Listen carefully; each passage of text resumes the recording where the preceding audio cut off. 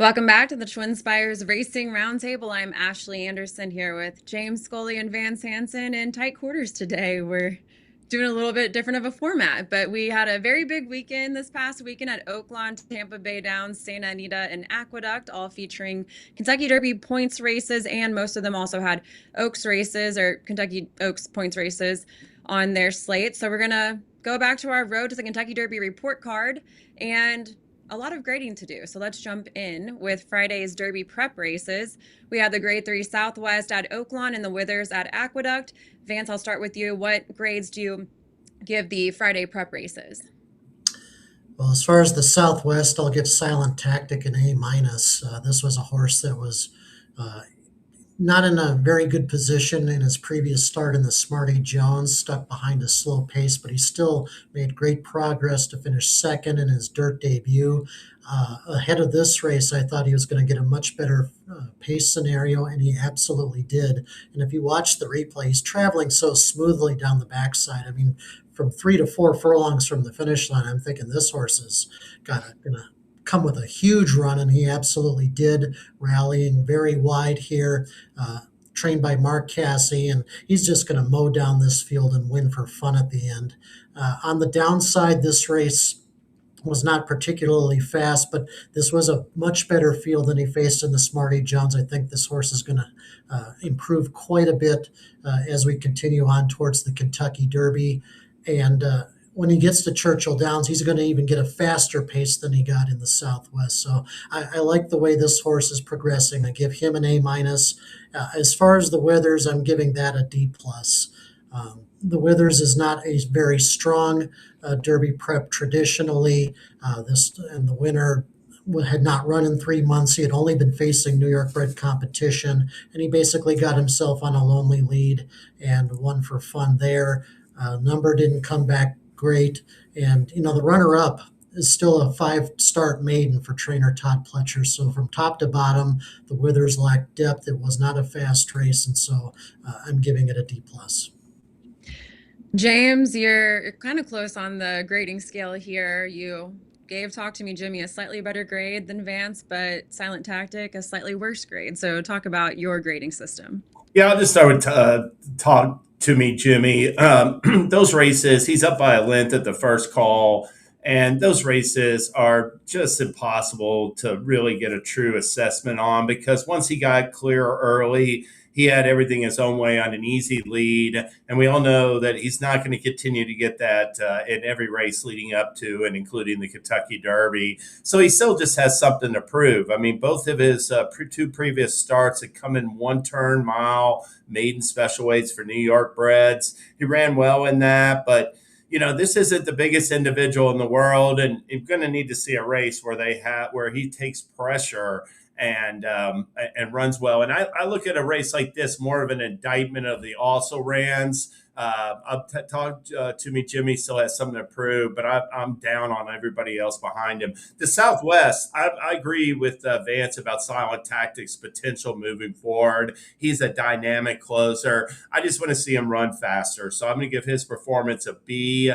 I'm looking at these early preps as, I mean, you're going to have to just visually blow me off my feet, and B, run a triple digit number to be in that category. And perhaps I should lower my grading scale because nobody's running triple digit numbers. I mean, the numbers are way down for this year's Derby contender. So I don't want to read too much into that 92 figure that Silent Tactic got. They ran more than 2 seconds slower to the half mile, and the final time in the Southwest and the Smarty Jones is pretty close. So they didn't come home very fast on Saturday. But I thought that was a solid field, a much deeper field than Renegade faced in the Sam F. Davis.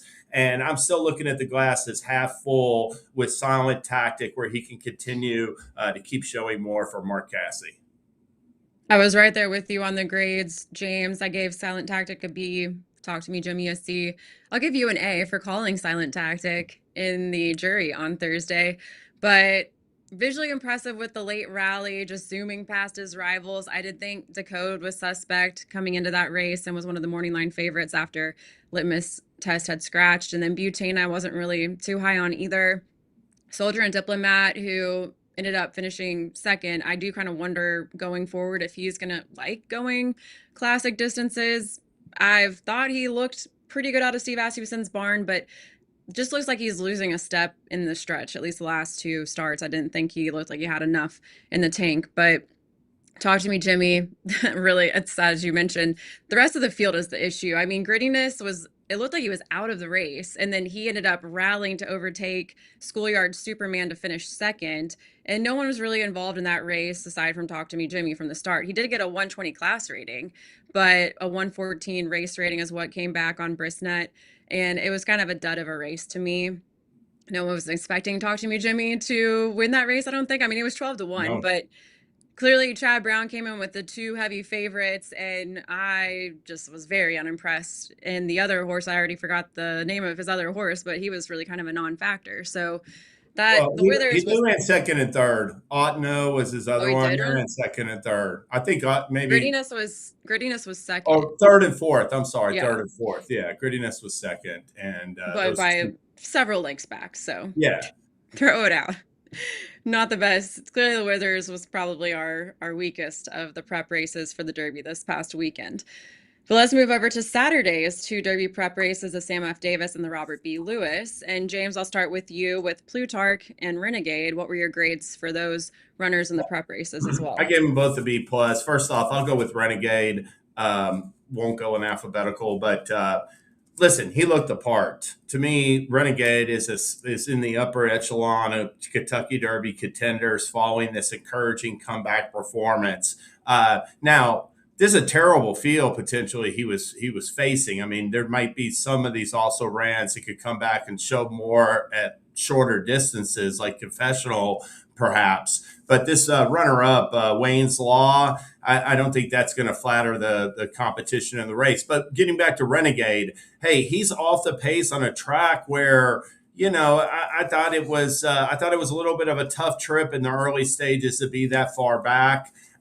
You look at his previous race in the maiden, he was up close from the start, and in the Remsen last fall, he was like fourth at the second call. So he had shown more tactical ability. I just like the turn of foot he made on the turn. I like the way he won convincingly, and I like the fact that Renegade got a 97 Brisnet speed rating. Plutarch is a horse that is just, to me, he is the classic case of a horse that needed all this time to find himself. All those previous starts mean nothing with him because he is rapidly improving and he's getting good now. And I think this performance flatters him because Intrepido was a grade 1 winner. He showed improved speed here, and Plutarch had to duel with him throughout the length of the stretch before getting the upper hand in deep stretch and winning going by about 3/4 of a length.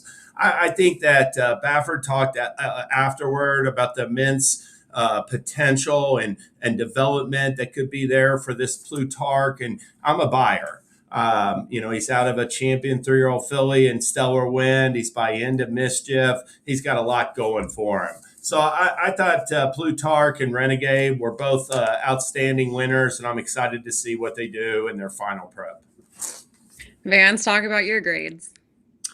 I'm got a little bit more grade inflation for the Sam F. Davis. I gave that an A minus, primarily for the same points James pointed out. I thought that was a really big performance by Renegade, and I loved the way how he rallied wide around the turn and sustained that rally, and he looked so good coming down the stretch. So I thought that was a really good start to his 3-year-old campaign, and I can see him taking a big step forward again in his next start. With the defection of Ted Nafi, I would say Renegade and Paladin are probably the most appealing horses as far as getting the 1.25 mile distance, I think, among a lot of the other 3-year-olds. So I thought this was a good prep for him. We'll see Paladin this weekend in the Risen Star.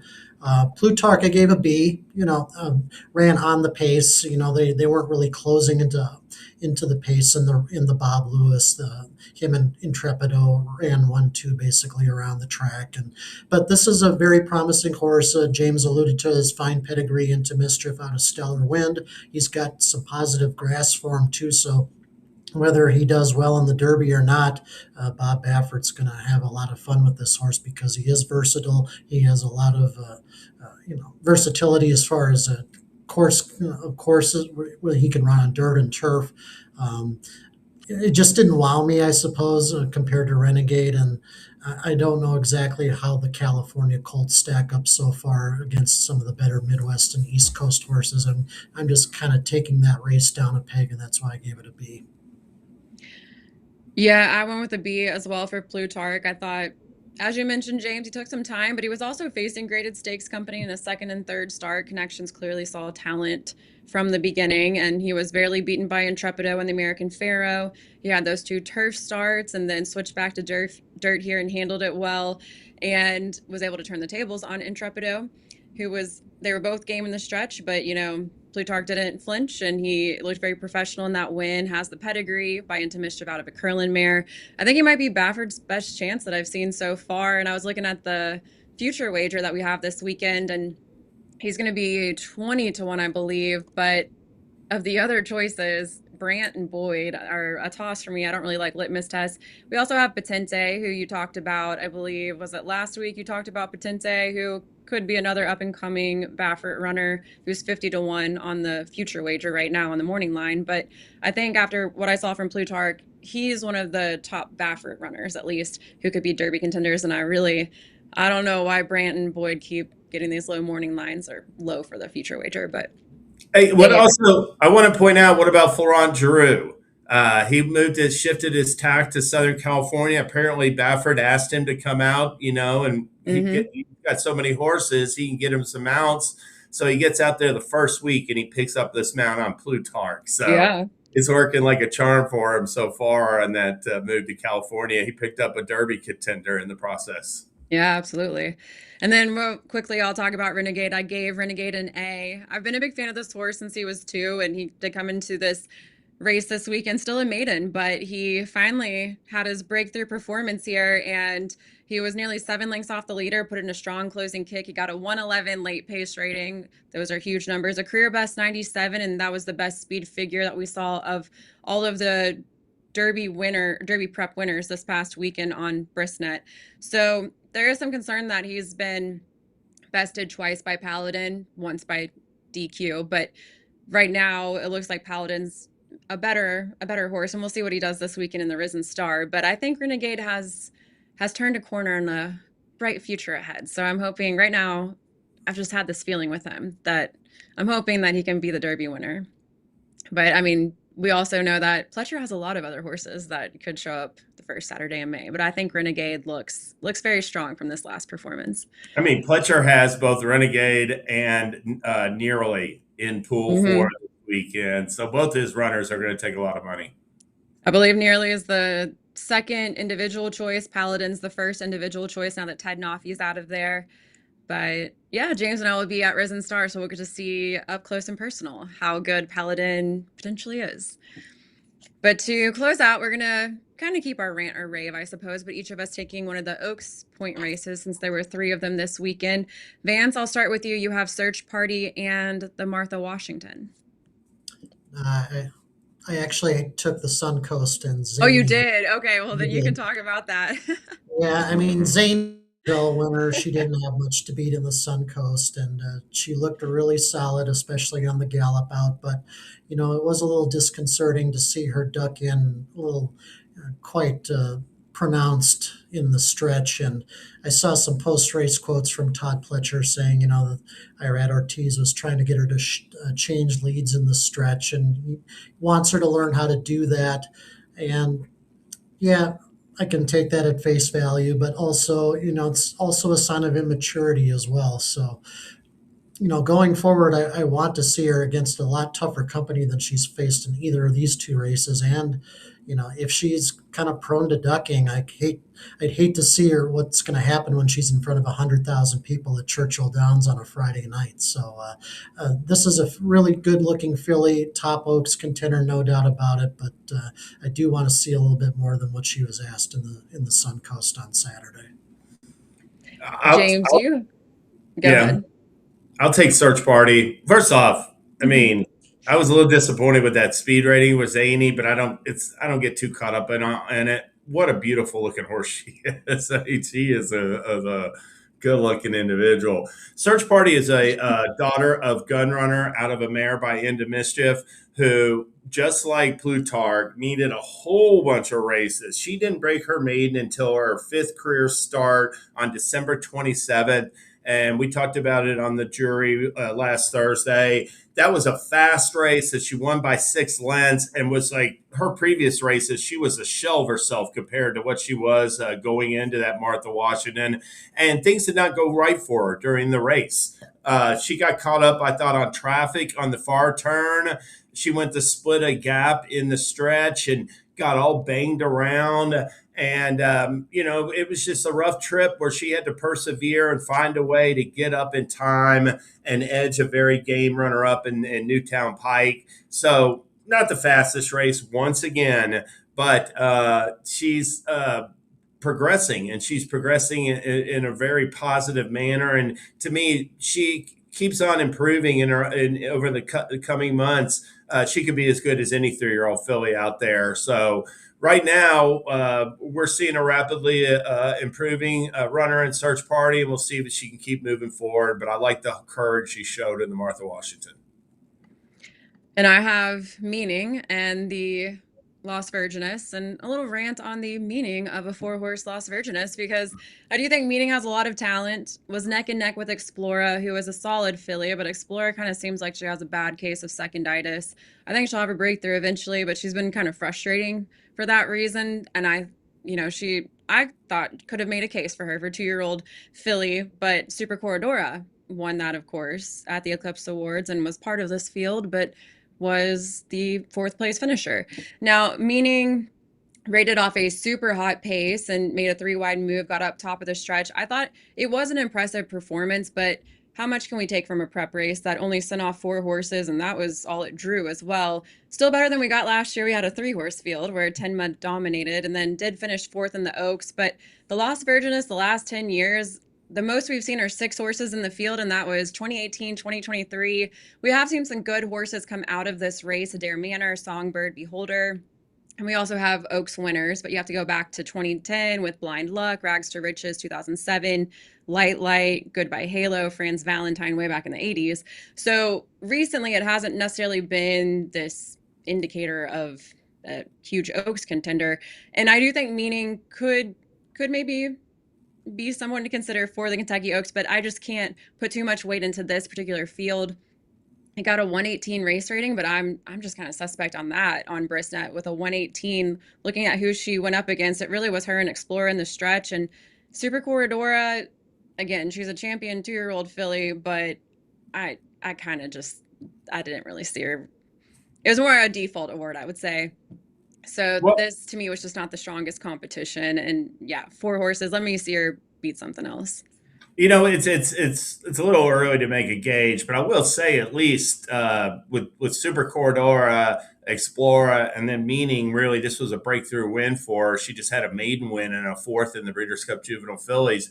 At least there's more quality in the filly division out west than there is perhaps in the males. I think the jury is a little bit out on the 3-year-old colts and geldings out there, but at least with the fillies, there's a good chance that either Meaning, Explora, or even potentially Super Corridor, if she can bounce back, could make an impact in the Oaks. So you're right. It's tough with those 4-horse fields because they're going to, face different dynamics, once they get into some of these races that have like 8, 9, 10 runners.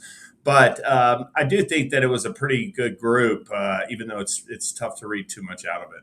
Yeah, I do think it was overall a good performance. It's just I just hate these 4-horse fields that you sometimes get out west, and yeah, it makes it a little bit harder to really have a solid takeaway, I would say.